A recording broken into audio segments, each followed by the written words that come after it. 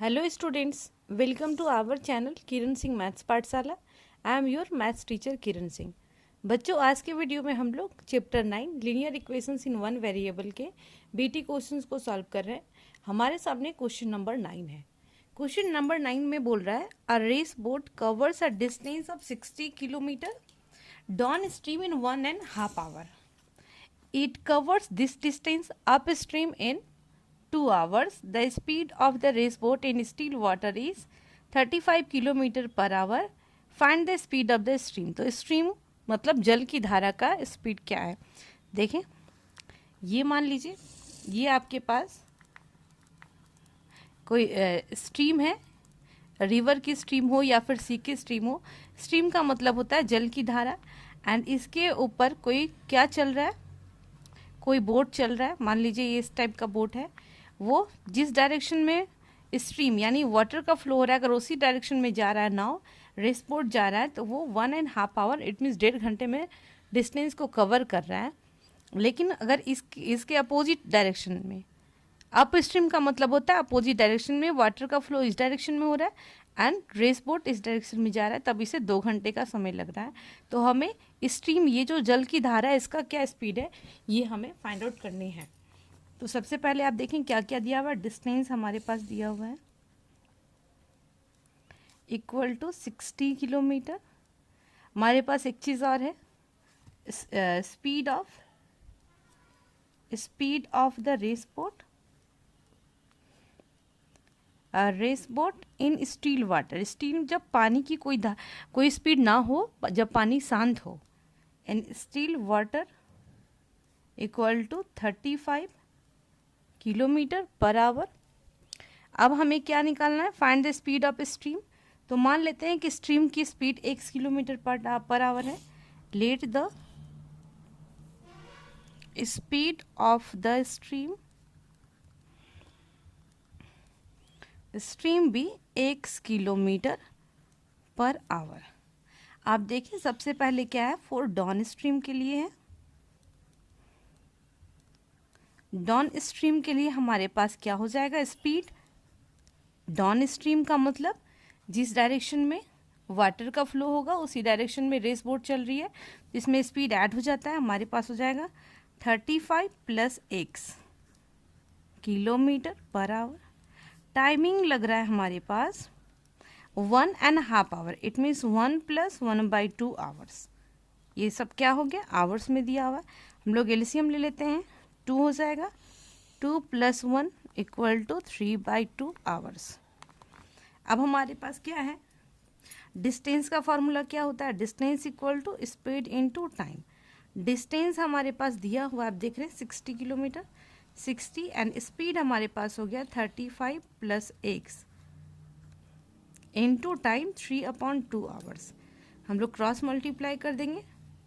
120 equal to 35 3 ज़ा, हमारे पास 5 3 ज़ा 15, 3 3 ज़ा 9, 110 + 3x.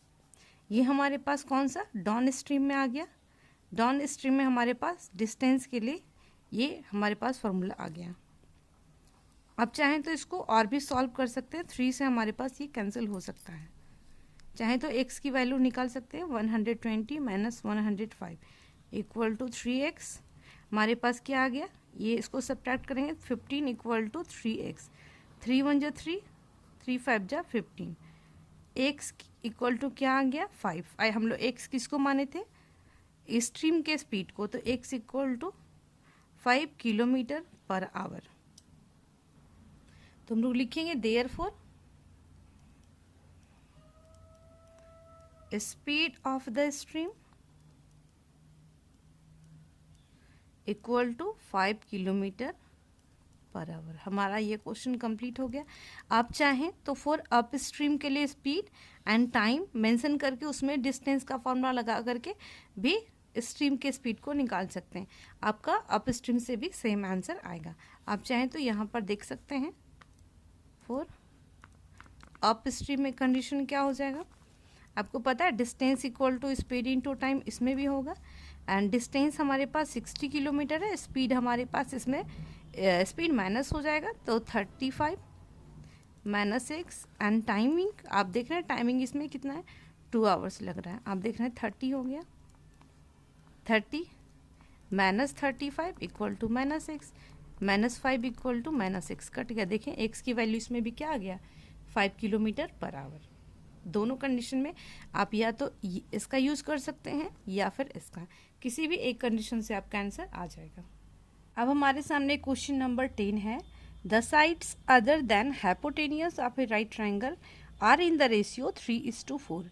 आप देख रहे हैं कि हमारे पास एक राइट एंगल ट्रायंगल है। सबसे पहले हम लोग एक राइट एंगल ट्रायंगल ड्रॉ कर लेते हैं। ये मान लीजिए कि हमारे पास एक राइट एंगल ट्रायंगल है ABC, जिसमें हाइपोटेनियस को छोड़ करके आपके पास लिखा हुआ है अदर देन हाइपोटेनियस, बाकी जो दो साइड्स बचे हैं AB एंड BC उनका रेशियो 3:4 है। तो मान लेते हैं ये साइड्स 3x है एंड दूसरा साइड 4x है।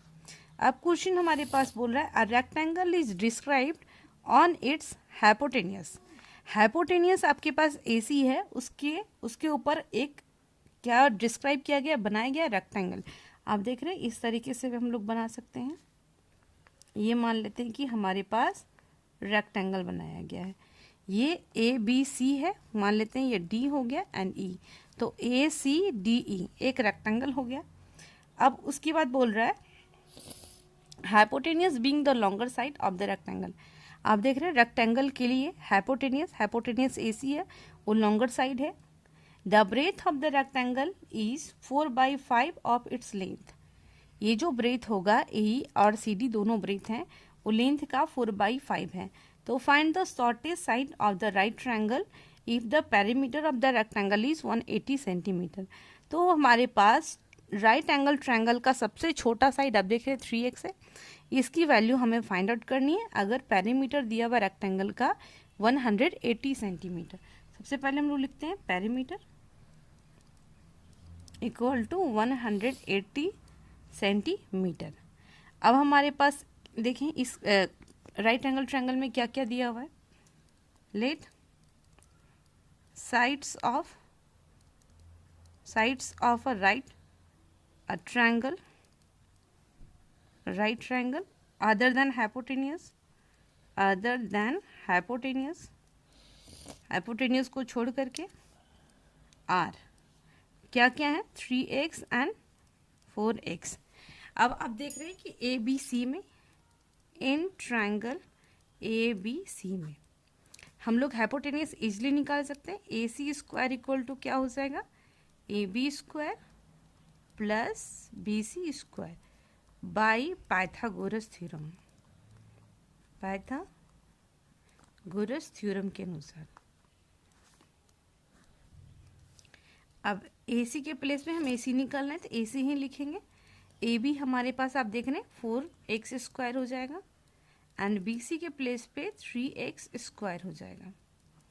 AC स्क्वायर इक्वल टू 4 जा 16x square plus 9x square. अब AC स्क्वायर इक्वल टू आप देख रहे हैं 25x square and AC square equal to 25 5 का स्क्वायर है इसलिए 5x का होल स्क्वायर। AC की वैल्यू हमारे पास आ गई 5x। आप देख रहे हैं रेक्टेंगल के लिए AC ही लॉन्गर साइड है, इट मीन्स लेंथ है, तो हम लोग लिखेंगे for rectangle length equal to 5x। तो ब्रेथ क्या हो जाएगा, आप देख लें रिलेशन दिया हुआ है, the breadth of the rectangle is 4/5 of its length का 4/5 है, तो हम लोग लिखेंगे 5x इंटू 4/5। 5 से 5 कैंसिल हो गया, ब्रेथ की वैल्यू आ गई 4x। अब हमें लेंथ पता है, हमें ब्रेथ पता है, पेरीमीटर भी पता है, तो इजीली हम लोग x की वैल्यू निकाल सकते हैं, आराम से निकाल सकते हैं। यहाँ पर देखें perimeter of rectangle equal to formula होता है 2 into L plus B. Perimeter के प्लेस पे हम लोग 180 लिख सकते हैं, क्वेश्चन में दिया हुआ है। 2 इंटू लेंथ के प्लेस पे 5x एंड ब्रेथ के प्लेस पे 4x। 2 से काट देंगे 90 हो गया। अब 90 equal to 5x plus 4x 9x, या 10 आ गया। एक्स की वैल्यू आ गई 10 सेंटीमीटर। तो हमें क्वेश्चन में बोल रहा है फाइंड द शॉर्टेस्ट साइड। तो शॉर्टेस्ट साइड कौन सा है? 3x। तो लिखेंगे therefore shortest side of the right triangle equal to 3x। It means 3 into 10 equal to 30 centimetre. ये आपका रिक्वायर्ड आंसर होगा कि राइट एंगल ट्रायंगल का सबसे छोटा साइड जो होगा 30 सेंटीमीटर। हमारा क्वेश्चन नंबर 10 भी कंप्लीट हो जाता है। नेक्स्ट वीडियो में हम लोग आगे के क्वेश्चंस को सॉल्व करेंगे। Thanks for watching me.